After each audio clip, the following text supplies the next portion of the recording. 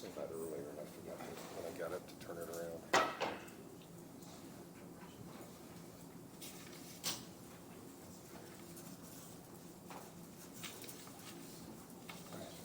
Good morning, everyone. Thank you all for being here. Please rise for the pledge to the flag. I pledge allegiance to the flag of the United States of America and to the republic for which it stands, one nation, under God, indivisible, with liberty and justice for all.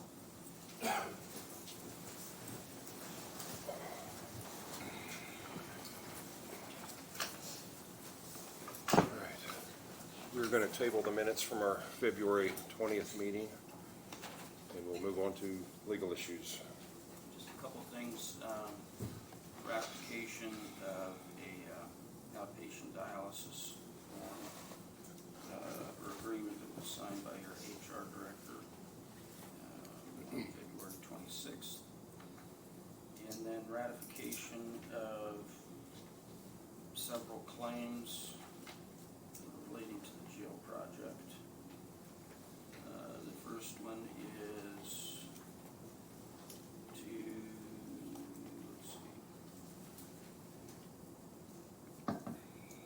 $2,644, and that is for two added wall hydrants.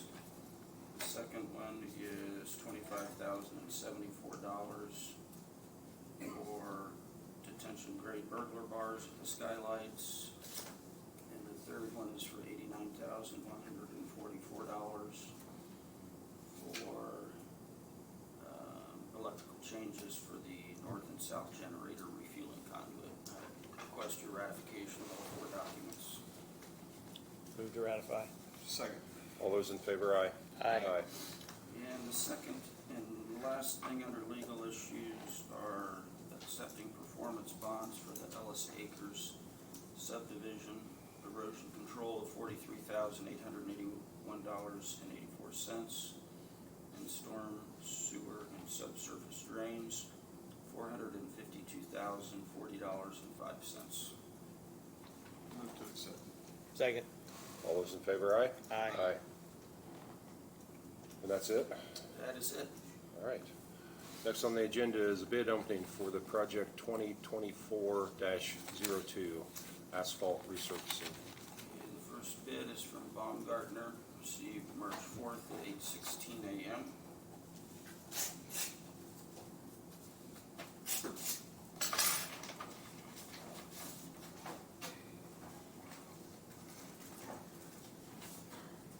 And that bid, total base bid plus all the alternates, $3,166,734.45.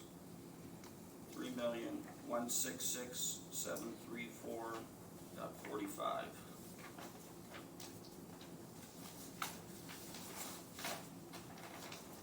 Second bid is from Calumet, received March 4th at 8:15 a.m.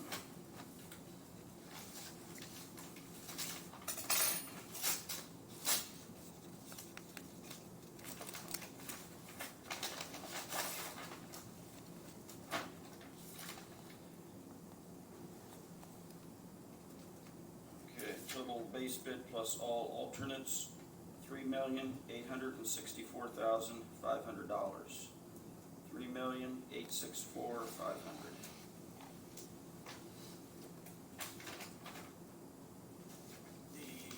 The third is from DC Construction Services, received March 4th at 8 o'clock.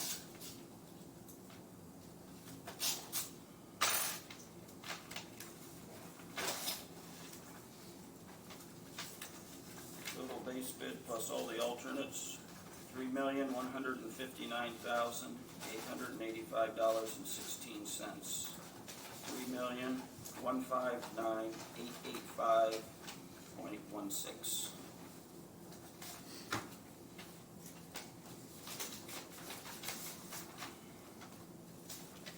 The fourth bid is from Grady Brothers, received March 4th at 7:57 a.m.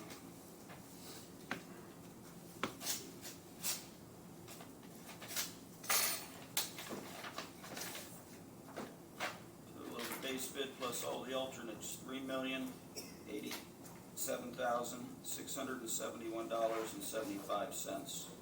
$3,087,671.75.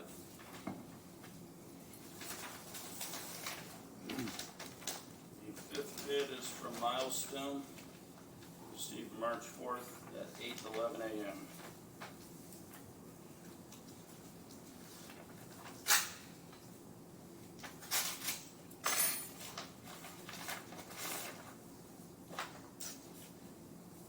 Total of the base bid plus all the alternates, $3,673,867. $3,673,867.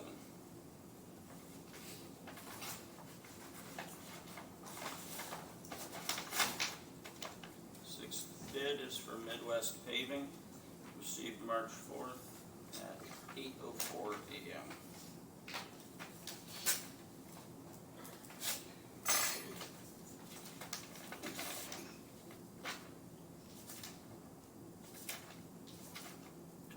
Base bid plus all alternates, $3,113,532.66. $3,113,532.66. And the final bid is from Reith Riley, received March 4th at 8 a.m.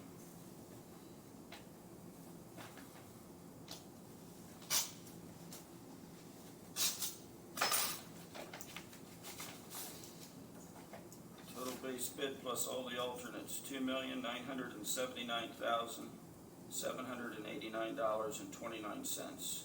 $2,979,789.29. Those are all the bids, gentlemen. I'll make a motion to take the bids under advisement and review. Second. All those in favor, aye. Aye. All right.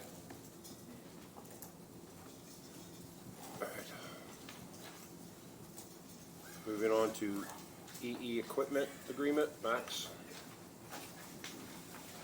Good morning, that's, EE Equipment is a company that maintains our building UPS out at the jail.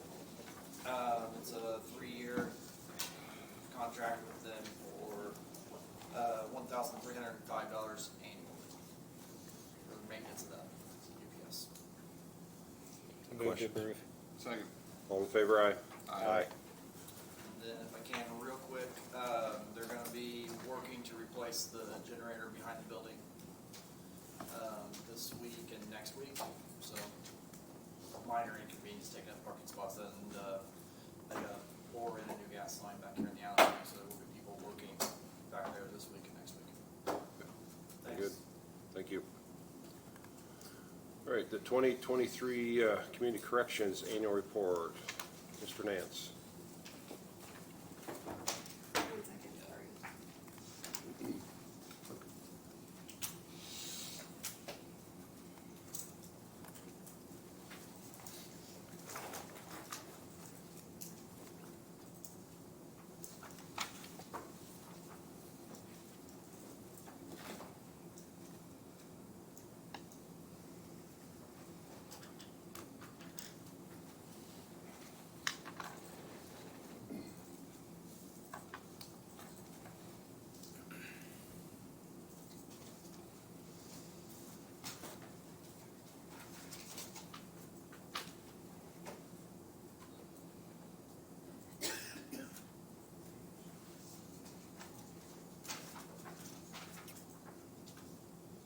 We start on page 8.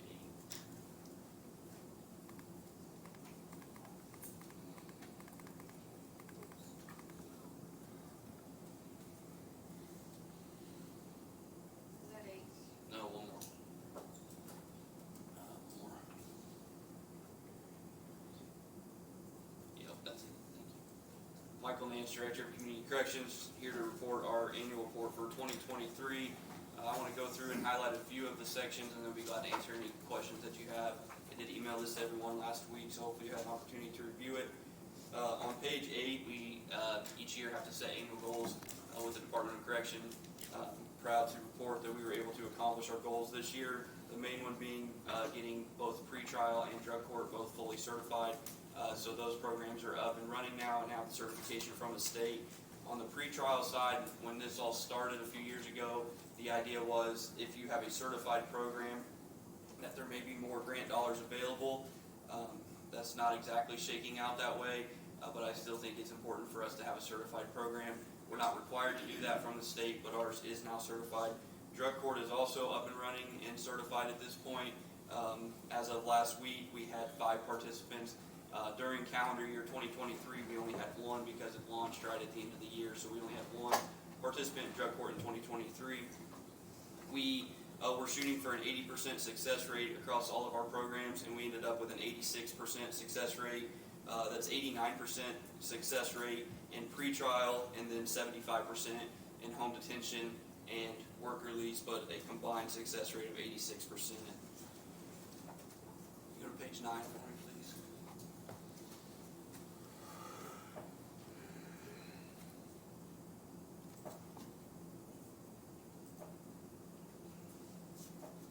This is just a total of our actual participants served. You can see across all programs in 2023, 1,390 clients. That's up from 1,283 last year and 1,006 total just 2 years ago. Thank you. Just push yourself right over. Okay, thank you. Each of the programs individually is growing as well, with the biggest jump being there in pretrial. You can see back in 2021 we had 624 clients in pretrial, and right at almost 1,000 this year with 998.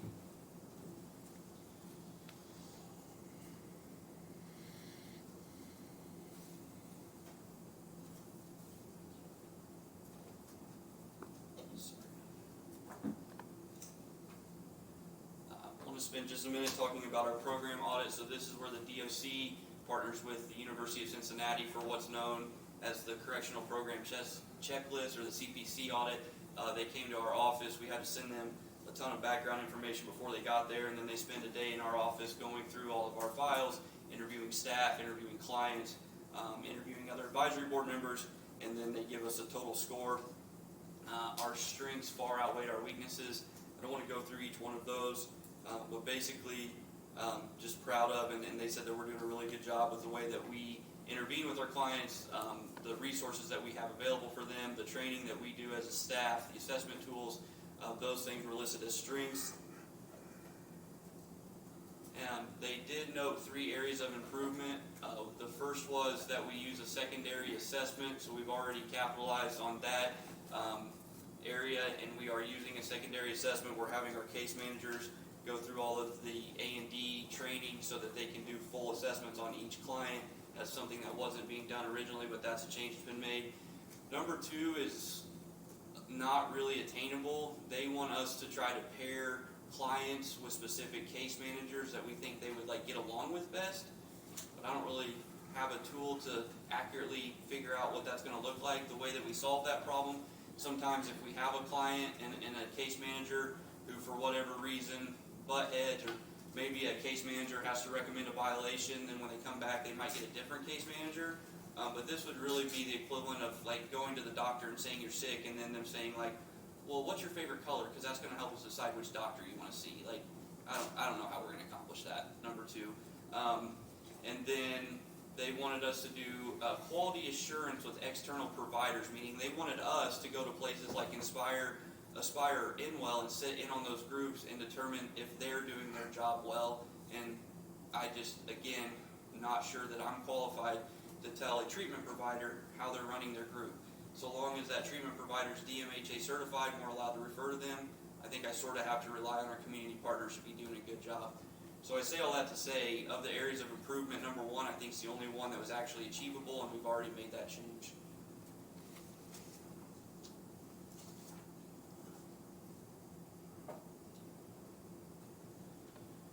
I think it's important every year to talk to you guys and the council about how community corrections saves the community and the state money.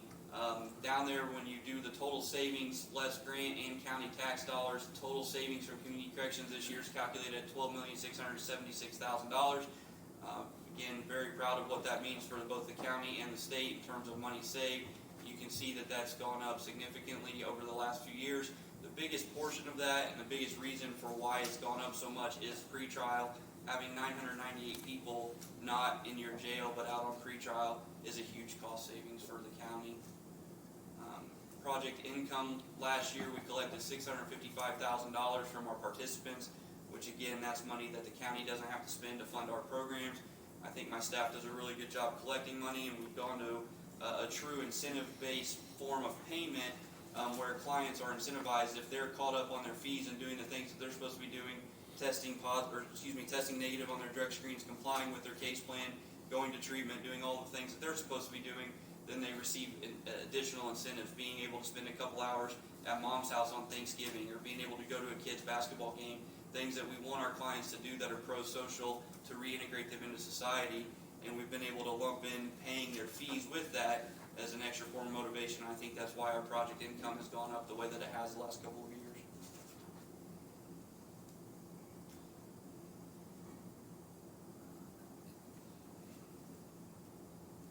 Okay, so it's a little weird on this screen. On my right, your right now is CTP, Community Transition. I want to actually talk about what's at the bottom of that page, though. We only had one CTP client approved in 2023, and you can see that the major reason why is inappropriate housing.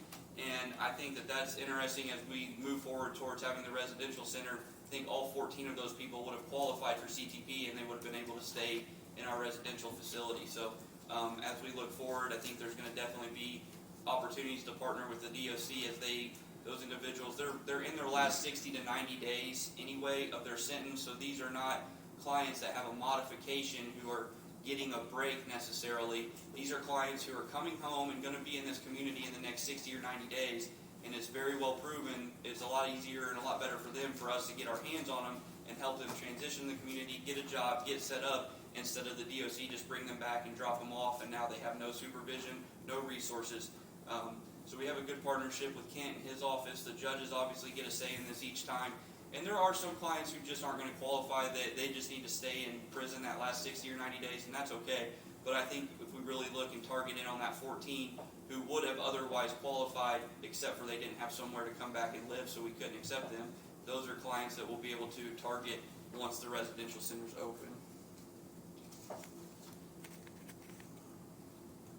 Our highest level of, or what occurred the most, the reason why they were on our program was level 3 dealing in methamphetamine.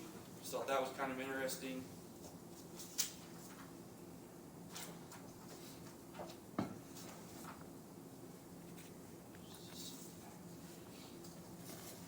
Excuse me one second, I'll make sure I didn't skip over the drug screen results. I wanted to bring those to your attention.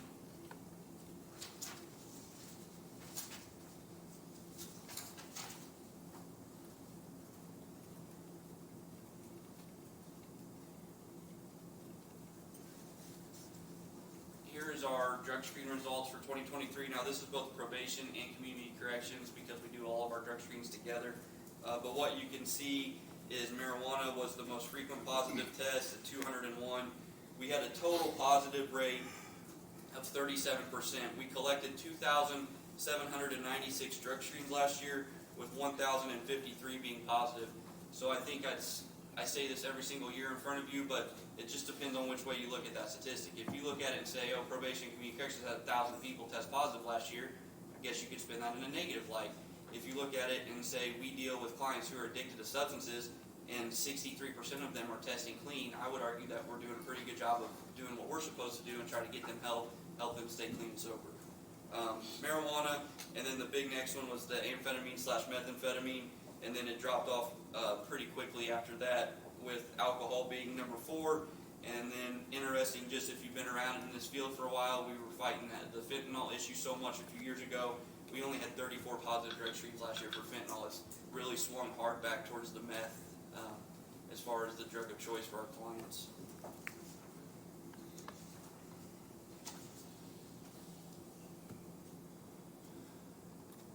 Dealing in possession was again the highest incident rate of why we were supervising clients.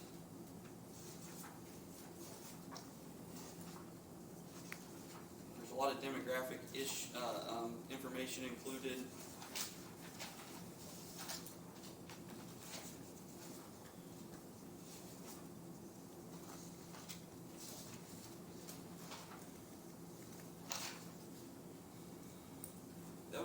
That's all I had highlighted on my report of what I wanted to talk about out loud was that information. It's 37 pages, it's 45 pages in total.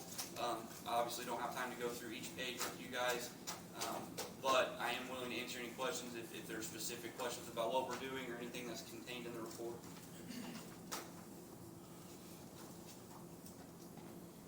Questions? Anything? Good. Thank you. Yeah. I think I do need a vote of approval for this to give to the DOC for as part of their. Good point. I'll move to adopt the report, the annual report. Second. All in favor, aye? Aye. Thank you. Very good, thank you. All right, next on our agenda is policy regarding video and live streaming meetings. This is a policy that the IT department drafted initially. I made some minor revisions to it. Importantly, it does allow for live streaming. It does provide for live streaming and video recording. Of note, anyone wishing to speak on the live stream, they have to notify in advance. Any materials that they want to present have to be provided to Kaylee at least 48 hours in advance for your review prior to them presenting, and there is no screen sharing permitted. This applies to, obviously, the commissioners and any other board or commission that wants to use it. So if the Plan Commission or BZA or one of your other boards also wanted to live stream, they could, depending upon having someone here that knows how to use the system and set it up. Is there any questions, or if you have revisions? I think that's, the policy is important, and I just want to state that we had to put some of the provisions of this policy into place simply because of some other incidents that have happened in other meetings around the state. So it's not an effort to really try to limit people's ability to be involved in the meetings, but limit the ability of hacking the meeting for nefarious purposes, and which has been done. So that's what we're working on with this policy, and I think it works to do that. All right, we need a motion to accept this. I'd move to approve. Second. All those in favor, aye? Aye. All right, moving on to the next one is policy regarding the working dog or on county property. Yeah, this is a policy that you asked us to put together, as there are a couple canines. By that I don't mean law enforcement canines, but other working dogs that other elected officials or departments have requested to be on county property. One of which is a therapy dog named Walter that the circuit court has requested, and the second is a new dog that the prosecutor's office is acquiring that specifically detects electronics. His handler, Darren O'Dear, was with INPD for about 20 years and is an expert on that. Darren will be the handler for the dog that the prosecutor's office is acquiring, and then Lori Thompson is the handler for Walter, the therapy dog for juveniles specifically, but anyone that is traumatized by testifying or being interviewed due to some traumatic events. So putting this together, a couple of things. It says all service animals are permitted on county-owned property and within county-owned building. No pets or emotional support animals are permitted. Canine units owned and controlled by the Boone County Sheriff's Office are subject to the policies and procedures enacted by the Sheriff's Office. And Working canines are permitted in county-owned buildings under the following circumstances. The working canine must be leashed and under control of the handler. Anytime they are in a public area of the building or in an area that may be accessible to the public. Working canines shall be kenneled when not under the direct control of the handler. And the working canine and its handler must have received a certification in the particular area of the function it is to perform: therapy, detection of drugs, guns, or electronics, or other substances used in law enforcement activities. Additionally, there is facility dog standard operating procedures that the therapy dog will be operating under that have been accepted by the circuit court. Questions? Any questions? I move to approve. Second. All in favor, aye? Aye. Mr. Eastwood, do you have any comments on that at all? You're next on the agenda, but I think we covered everything, so. No. Okay, thank you. And Judge Shine is not here. Oh, I'm sorry, you are. I'm sorry, Laura. That's fine. Do you have any comments, please? Please come up to the podium if you would. Just a little bit about Walter, our facility therapy dog. We're thrilled to talk about him at all times, but working as the JDAI director, Family Recovery Court, former involvement with Boone County CASA, just knowing the number of juveniles who are testifying in front of specifically Magistrate Barish, but oftentimes Judge Shine as well, and any of the other judges, if they wish to make use of Walter when they have a juvenile testify, whether that be as a victim, as a perpetrator, in a child hearsay hearing. That is really a very traumatic event for especially young children. Last year we had a child 6 years old who had to participate 2 days in a child hearsay hearing for a juvenile perpetrator on this young lady, and it was really heart-wrenching, not only for her but for her parents, for all the people involved in the system. And that is the type of case that Walter will be specifically trained for, just to provide comfort and support for juveniles who have to testify in a really scary, unfamiliar, and traumatic event. And we hope that when Walter is fully certified starting next month, you guys will take an opportunity to come over and meet him. He's located in my office, which is right outside Magistrate Barish's office. He's a delightful little golden retriever, and we hope that he's going to bring a lot of comfort to kids in our county who have to testify. Good. I would suggest a motion to approve. Well, I think it's important to note that, we met Lori and the judge, and the budget for this animal is from a grant program, and they understand that could change at some point in time, but not foreseeable, but it's Yes. possible. Yes, correct. So- Walter is fully funded through a JDAI performance grant, and that includes not only the dog, the training, but veterinary care, food, insurance, which covers also third-party liability, and anything beyond that will be on me, because I'll be his handler and he'll be living with me. How much time have you had to go through so far for training to? I am To handle just him. starting, so beginning August 2nd, when he is fully trained, then Walter and his handler will begin the process of training me Okay. before he comes full-time with me. Okay. How long is the program that Walter's been in? The program is 6 months, 6 and months. Walter went at 8 weeks, so he will be completing next month. And 6 he's being trained by Ultimate Canine out of Westfield, and they do all kinds of wonderful work with police dogs, canines, all kinds of stuff, including therapy dogs. Very good. All right, I'll entertain a motion. I'll move to approve the facility family therapy dog, I guess. Facility therapy dog, yeah, Yeah. correct. Second. All those in favor, aye? Aye. All right, thank you. Very good, thank you. All right, next on the agenda is the CERTA appointment. We also got Kent's. Oh, I'm sorry.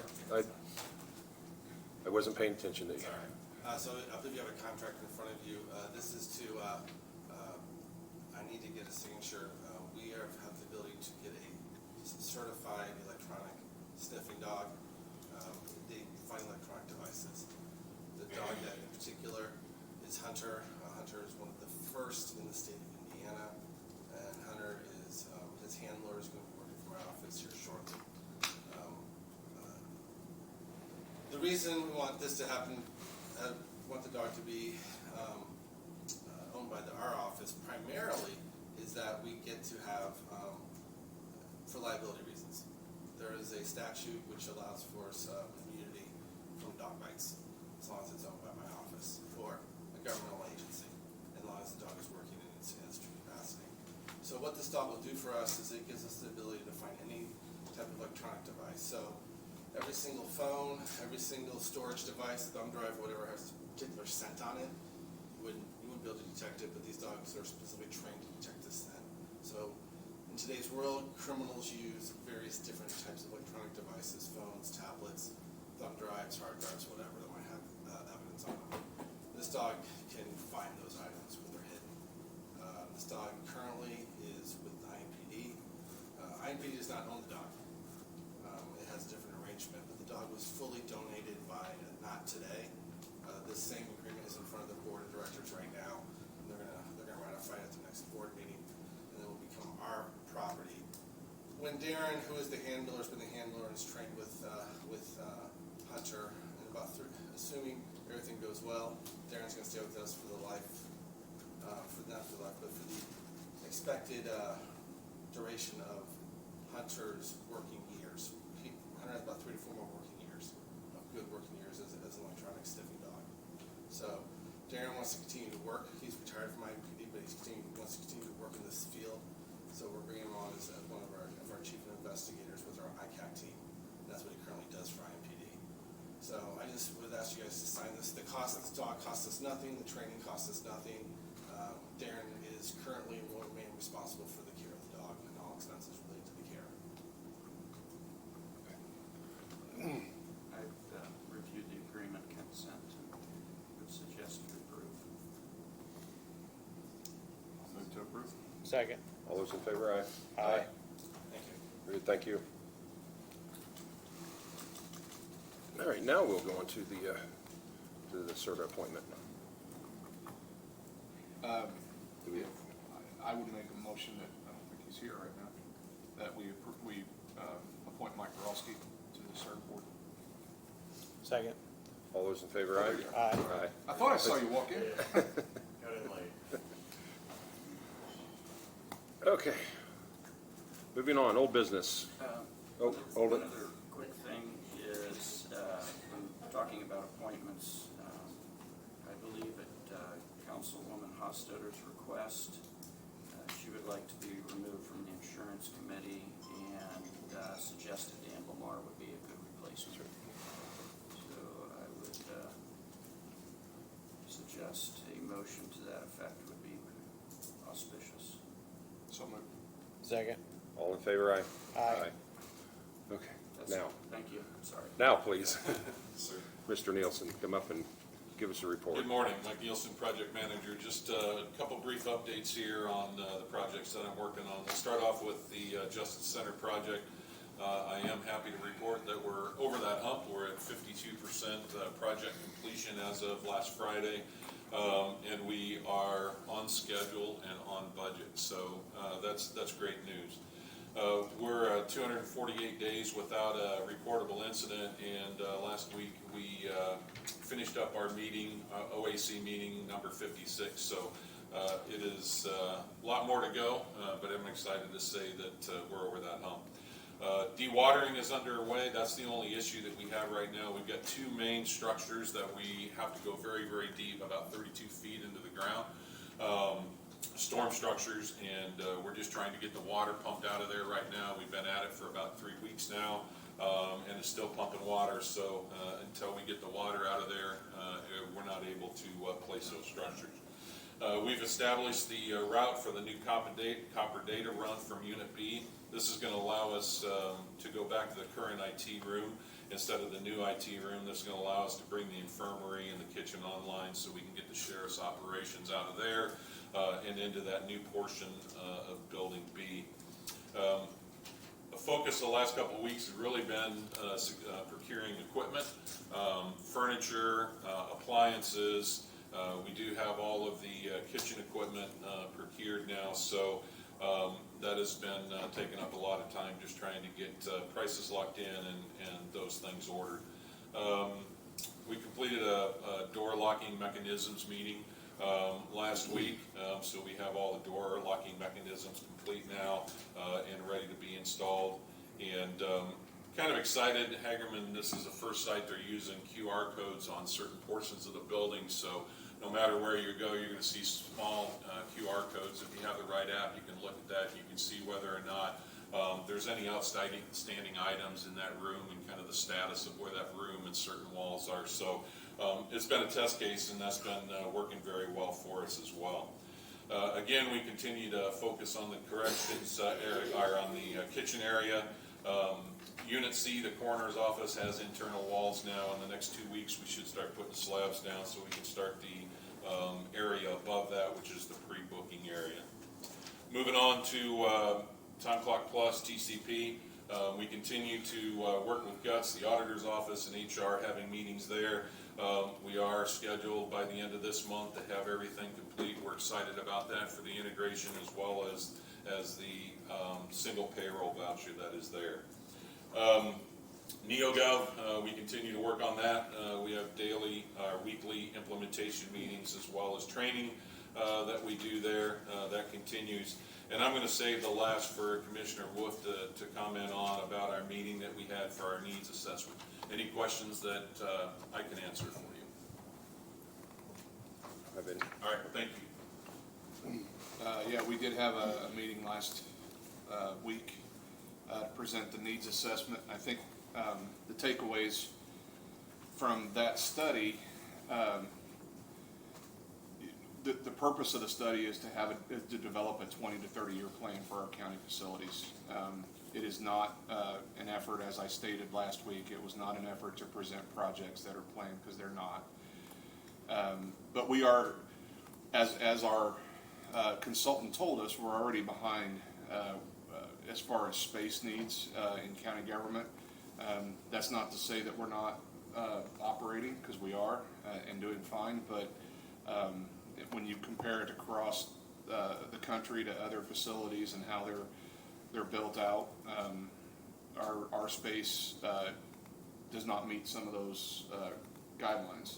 So as we look at that, and now we take that study and we start to develop a plan for the next 25 years to say, what steps do we take? Do we take steps now? Do we wait? Do we wait 5 years? Do we wait 6 years? Do we wait 12 years? What are those steps that we take now? But it was an essential piece of a plan, so we would know exactly where we stand today and where we need to get to based on the population predictions that we're facing. So I would say that the presentation by K2M was very good. There was a lot of generated questions from audience members, and we appreciate that, and I really appreciate the number of people that showed up to hear it.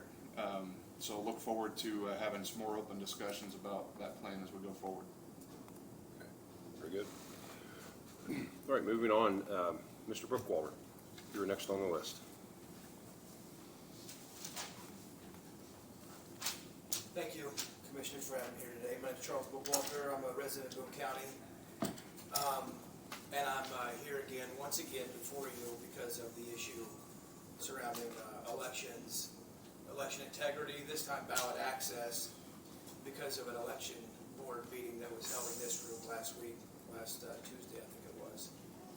So I appreciate you making time on your agenda to hear me out here. I appreciate it very much, you guys being the closest to the people and being an ear for us to exercise our concerns and observations with what happened last week. It wasn't just here in Boone County, that it happened across the state of Indiana last week, down at the election board, the election commission down at the state house, and across all 92 counties, as the two major parties kicked hundreds of people engaging in politics for the first time off of our ballot, from precinct committeeman to U.S. Senate.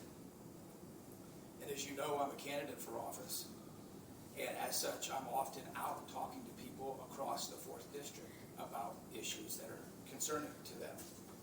Issues like being victims of the LEAP project and losing their homes. Issues of like having solar farms built in their backyard, or wind farms, or having carbon sequestration projects built on the farmland adjacent to them.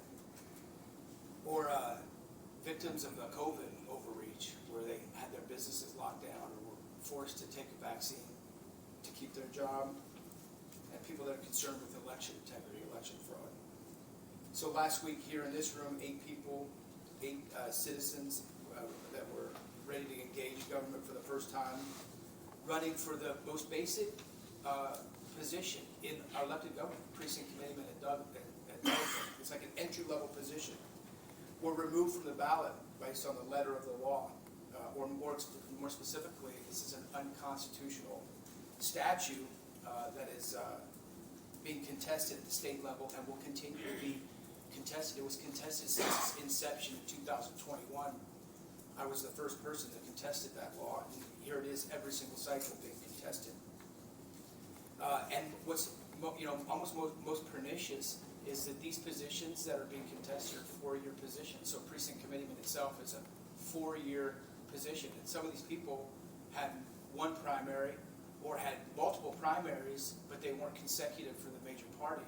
So that means the position that they were running for is not up again for another 4 years.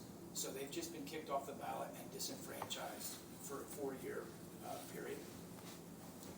And they were challenged by 2 members of our party, the secretary and the chair, who did nothing more than just sit here and just file a form, a challenge form. They didn't have to present a case. They didn't even thoroughly vet these residents based on these constitutional qualifications, which are age, citizenship, and residency. It's in our own state constitution. Age, citizenship, and residency. Those are the only things that are required.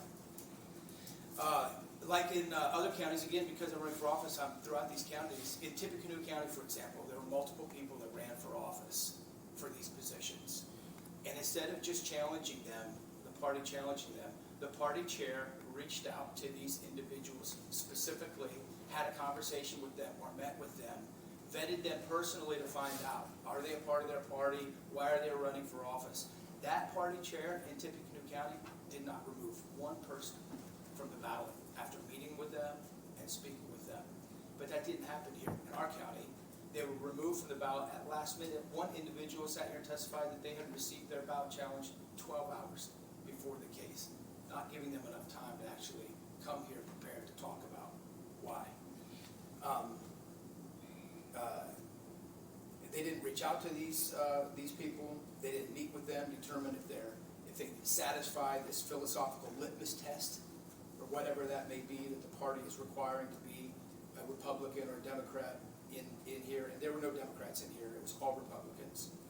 And I think it's because that's not what this is about.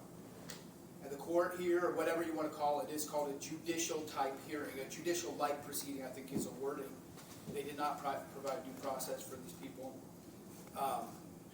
The fact is this, and I'm not going to get into details about it, but the 2 primary rule is unconstitutional on its face by requiring those additional qualifications that I talked about. And Indiana has set up this primary system that makes ballot access the most strict in the entire United States, if you're not aware of that. Ballot access in Indiana is the most strict in the entire United States. The seminal case on this being Anderson v. Celebres, which is a Supreme Court case, which says that a primary challenge or any political candidate is a rallying point for important issues of the day, which, as we know now, changes within a few months after seeing what happens during COVID or an election cycle.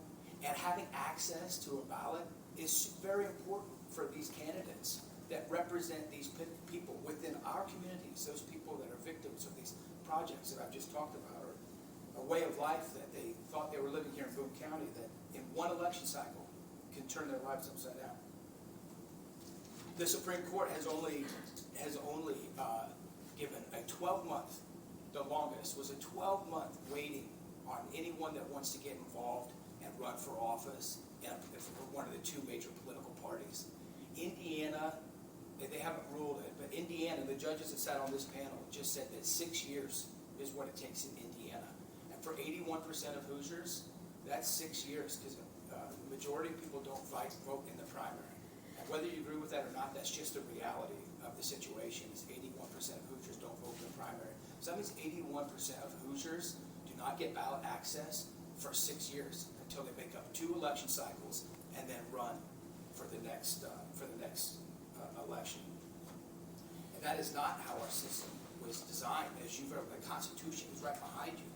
And I believe that all of you swore an oath to the Constitution to uphold constitutional requirements and not anything further than those constitutional requirements.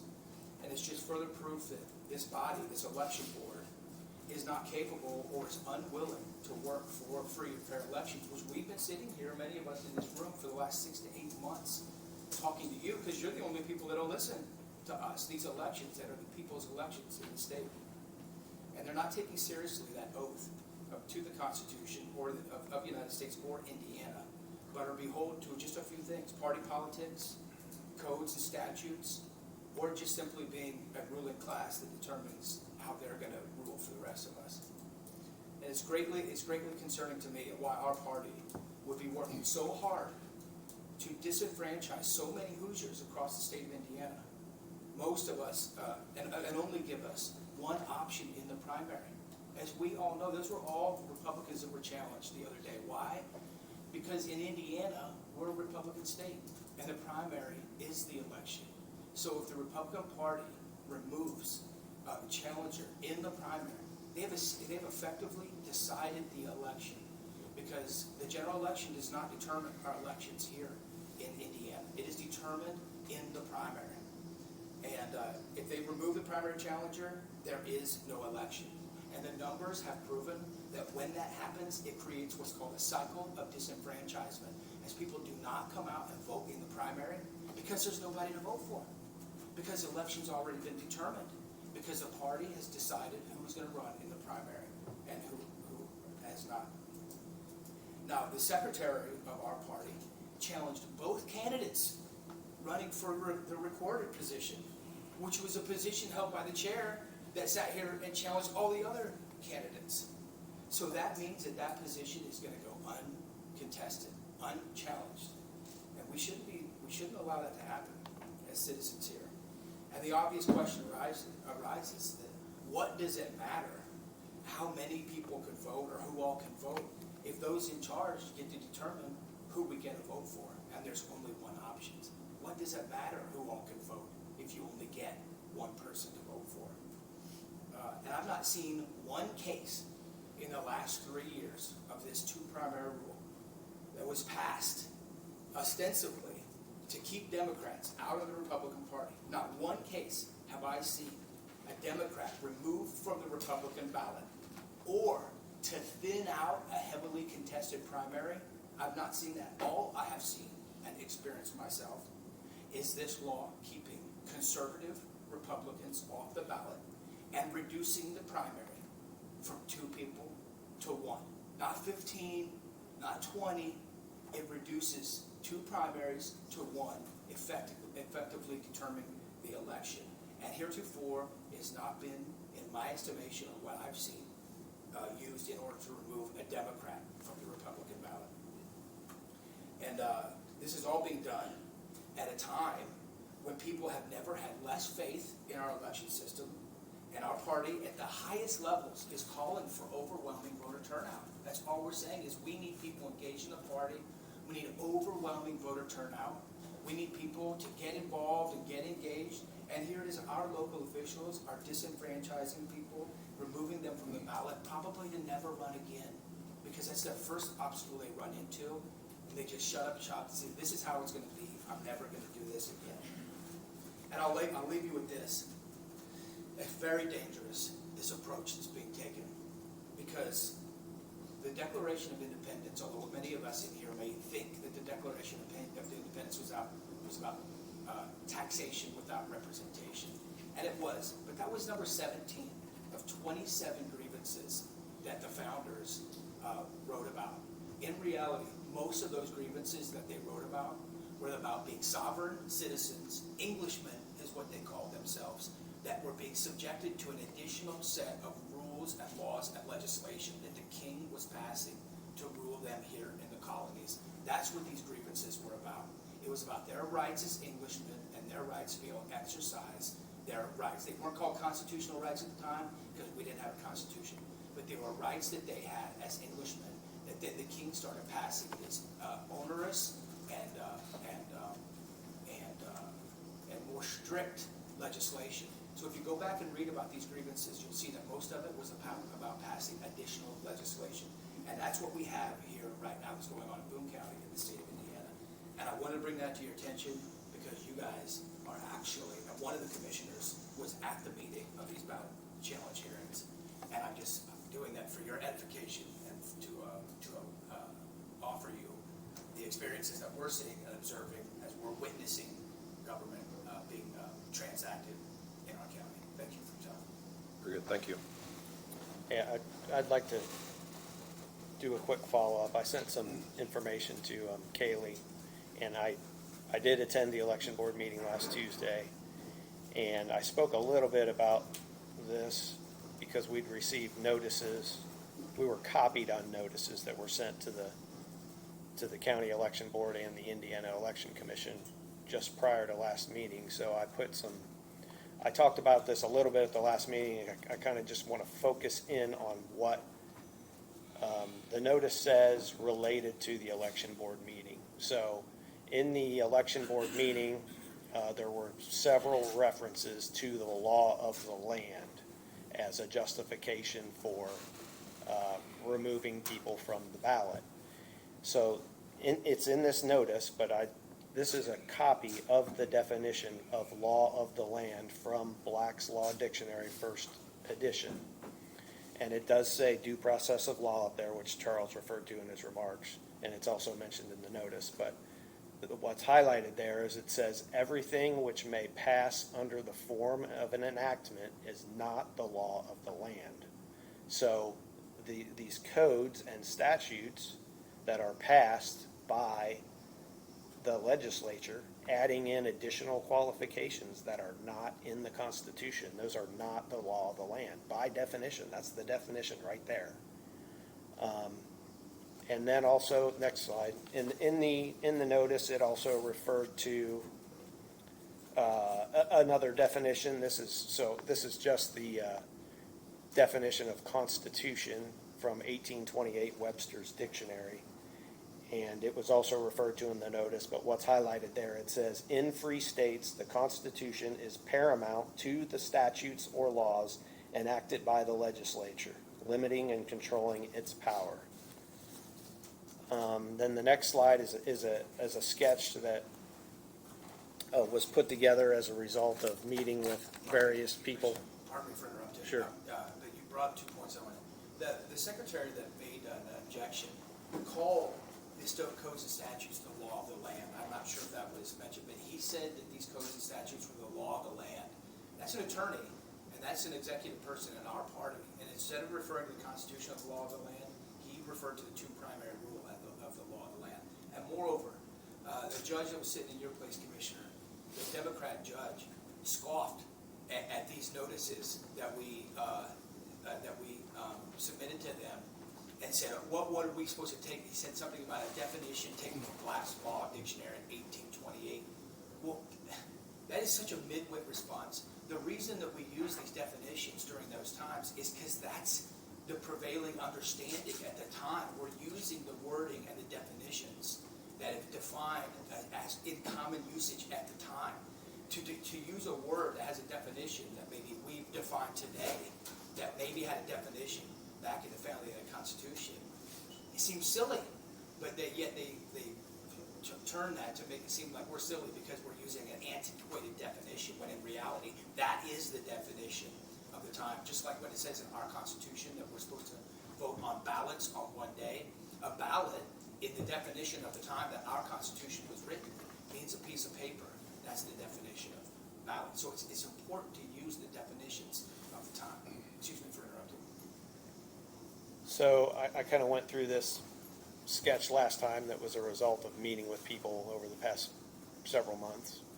And I'll just kind of briefly explain, because I'm sure there's new people here.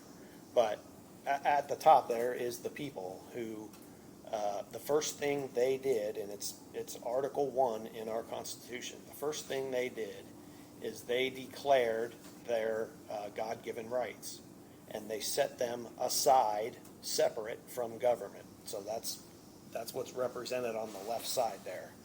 And those rights are exercised in the private. And we'll get to the next few slides will kind of show that. And then in the public, for handling the people's business in the public, they wrote a constitution delegating. So what I went through last time was that, and we'll get to it on the next slide, but the people reserved all power to themselves. That's one of the things they did in the Bill of Rights. So the people have all the power. Government has none. So they wrote a constitution and just delegated specific powers to government, meaning that since the people have all the power, whatever is not delegated is prohibited, cannot be used in government. So, and then kind of further down on the right side there, there were 3 branches of government set up, and trustees, which were trustees of the Constitution's a public trust, and so we are trustees that are given power to do the things that the people authorized us to do in the public trust. But we can't use any power in the public trust to go against the rights that the people reserve to themselves.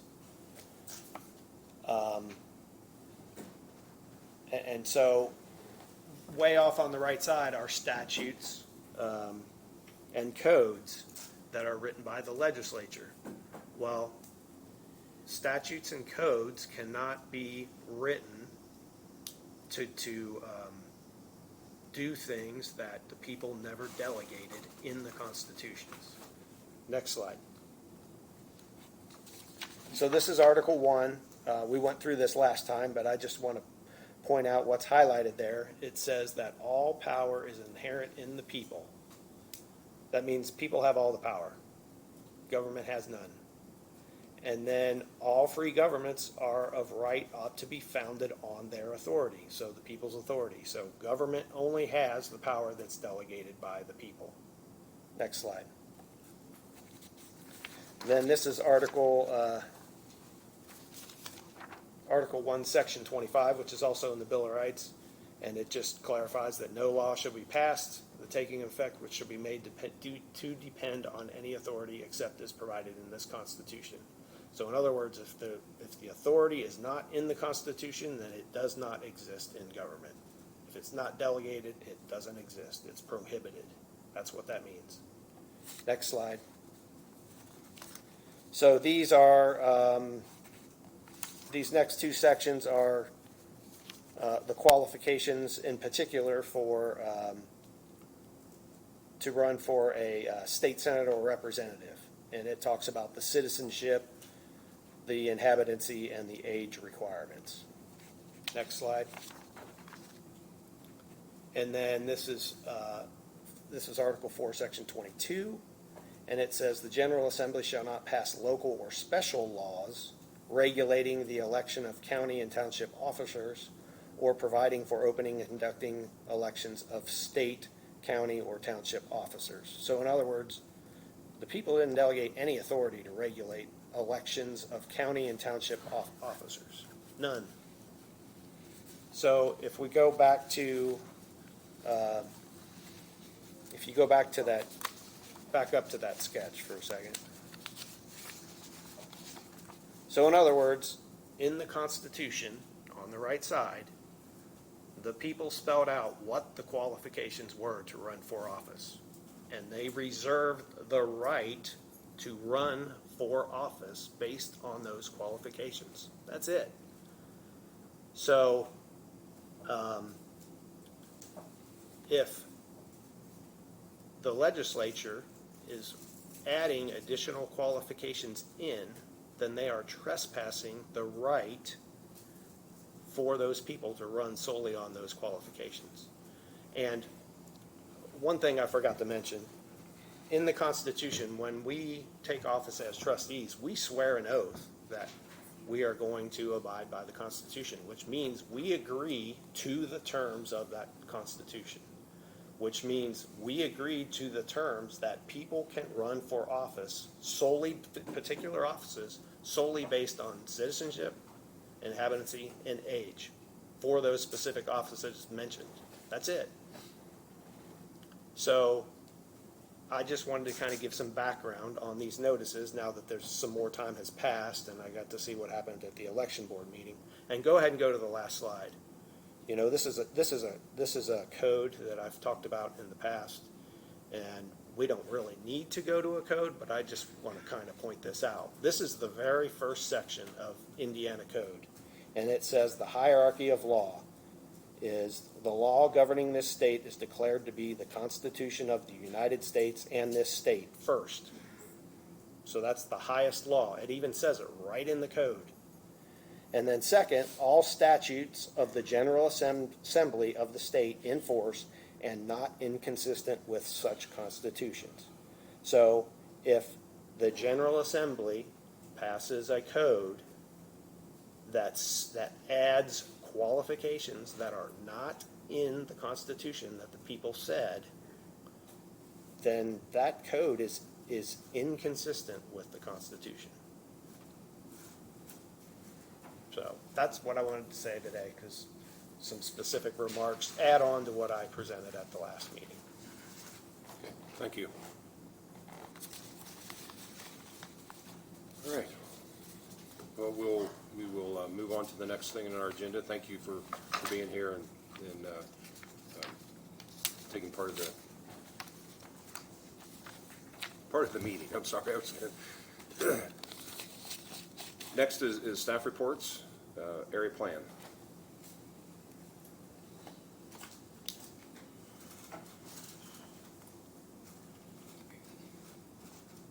Excuse me. Good morning. John Merson, representing the Area Plan Commission. I have a letter to read to the commissioners, Donnie Lawson, Jeff Wolf, and Tim Byer. The Boone County Commissioners in a unanimous vote recently approved the Area Plan Commission overlay amendment to the comprehensive plan. This amendment will regulate the growth along primary highways in unincorporated Boone County. While conducting multiple public meetings to craft the overlay plan, the meeting attendees resoundingly and repeatedly emphasized the desire to retain as much rural character and agricultural land as possible. As we prepare to continue our work towards a revised and updated comprehensive plan, the Boone County Area Plan Commission is requesting that the commissioners enact a moratorium on large-scale solar and wind alternative energy projects for at least a period of 2 years. This moratorium will allow the crafting and approval of a revised comprehensive plan that will guide the county for years to come.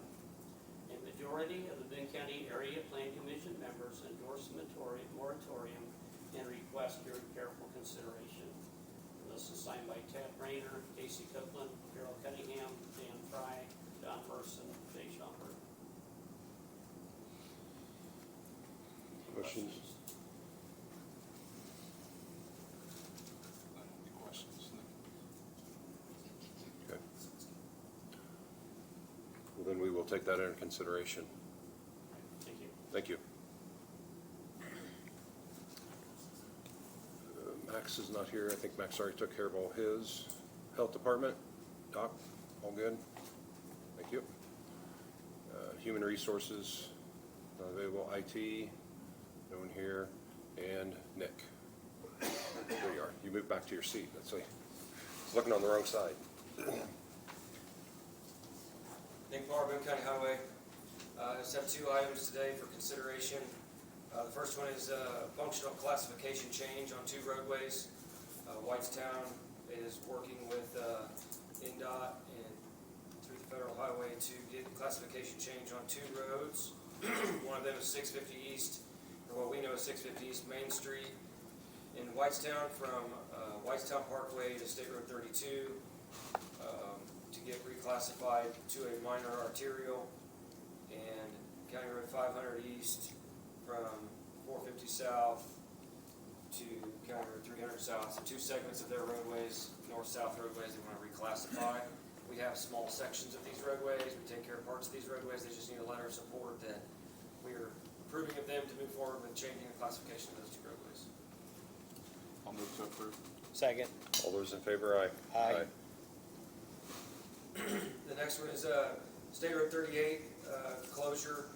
NDOT notified us, it was actually the project contractor notified us of a closure upcoming just east of Kirkland on State Road 38, which is actually outside of Boone County. But we had not any prior notification of the closure of that roadway because typically they coordinate all their efforts with Clinton County from the NDOT level. When we got notification, we reached out to the project manager from NDOT because the location of the closure will likely deter traffic that will end up on two Boone County gravel roads. Connecting those two is a third Boone County gravel road, and we have concerns that there could be issues arise from those roadways. They've agreed to allow us to get an unofficial local detour route established on County Road 700 East, County Road 800 East, and County Road 900 North. So east of 421, up near the Clinton-Boone County line, just south of Kirkland. So the agreement, we're just requesting execution of the unofficial local detour letter of understanding, so we can get that. Next stage would be to get the agreement in place for the route. This agreement establishes that route as an unofficial local detour. The closure is expected to be tomorrow and last for 52 days. Our concerns that it could last much longer and into the summer months when there's a lot of dry, dusty air and the roads deteriorate during that time. So we're requesting the execution of that agreement. What are they doing? There's a bridge deck project. I'm not sure if they're removing the entire superstructure or just the deck. Doing deck work on it. It'll be a full closure. It's not the easiest location to maneuver around up there. Yes. Right. Need a motion. I'll move to approve. Second. All those in favor, aye. Aye. All other items covered in our report that we submitted includes road closures and working the right-of-way permits, as well as a project update. So if there's no other questions on those, that's all I have for today. Very good, thank you. Elected officials, anyone? Sheriff, do you have anything for us? I just have one comment, Donnie. Wait a minute. Oh, I guess you are an Hey, elected official. hey, Okay, hey, all hey. right. Fall into this umbrella. Anyway, one of the takeaways from the meeting last week with the facility study that some citizens had was that we had some intention of selling the courthouse, and that is not at all the case. When you study facilities like ours, it's necessary to know what the opportunity costs are if you do not make moves in the future.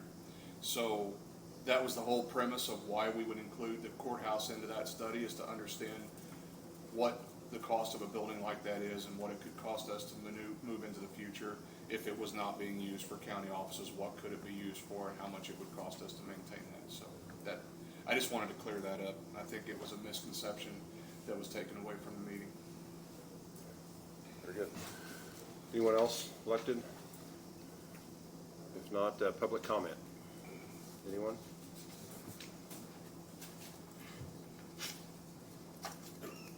All right, we'll move on to documents. Okay, we've got a few specific claims related to the jail project, the first of which is, Was the one you were no, They're not. $5,919 to Hagerman on the jail project. This is for adding washer and dryer connections, framing drywall. $136,085. This is prime contact, adding fire suppression standpipes into the back of the project. And a third one, $2,242,850.14. That's draw request number 15 to GM Development. Move to approve. Second. All those in favor, aye. Aye. And then we've got the usual batch of claims, including payroll. Very pretty soon. Any questions? Move to approve. Second. All in favor, aye? Aye. And then we've got a batch of mail, including a tort claim, notification from IDEM, and two notifications, one from the Zionsville BZA and one from the Lebanon Plan Commission regarding projects adjacent to property. And I believe that's everything. All right. One more motion, please. Move to adjourn. Second. All in favor, aye? Aye. Thank you all for being here today.